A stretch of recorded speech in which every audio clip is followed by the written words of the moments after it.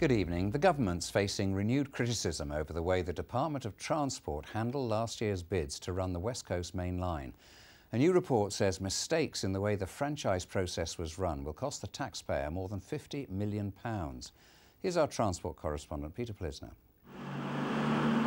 Back in October last year, the faces of officials at the Department for Transport were almost as red as the trains when they were forced to scrap plans to offer the West Coast franchise to First Group.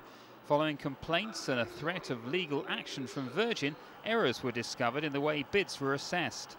Since the collapse of the West Coast franchising process, there's been a series of damning reports into what went wrong, but the one published today is by far the most critical, highlighting, among other things, a serious lack of supervision within the Department for Transport on a contract that could have netted the government billions of pounds. MPs on the Public Accounts Committee say they were astonished that there was no senior civil servant on the bid team.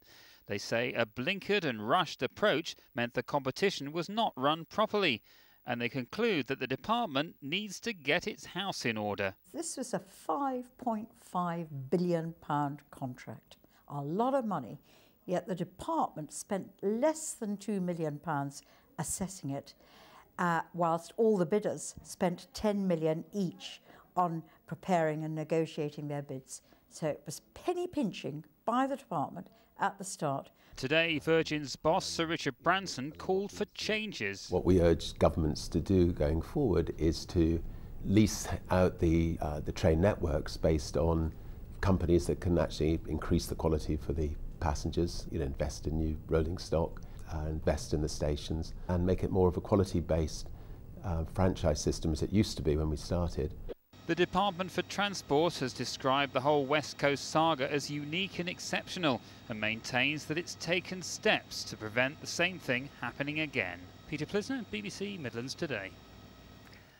Well, joining us now is Peter Hughes, the West Midlands spokesman for Rail Future, an independent national campaign group.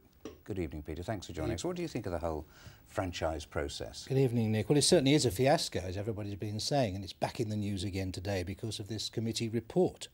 Don't be too pessimistic, though. It might possibly do good in the long term because it will hopefully simplify the franchise process and may save money in the future, because the present system invites a lot of people to bid, and all the ones who fail waste their money and have to lose that loss somewhere in the system, and we end up paying for it anyway. OK, if the government's looking at reform, could that be in the passengers' favour? Yes, I think it could, for the reasons I've just said, and also because it will all come out in the open more. The public will be far more aware of it, and people will start demanding improvements for future franchises instead of waiting to be told what the franchisees might offer. OK, so broadening things out, what sort of improvements would you like to see in rail services in this region? Oh, that's a wide question. Under the present franchise, we are going to get services back to Shrewsbury, direct from that town to London. And electrification is back in the news. We're getting that on other lines, not necessarily on this franchise line. In this region, we're really looking forward to a brand new 4-platform station at Bromsgrove, double track on the Redditch branch, and in the long term, services to Aldridge, maybe Moseley and Kings Heath, and maybe Stourbridge to Walsall.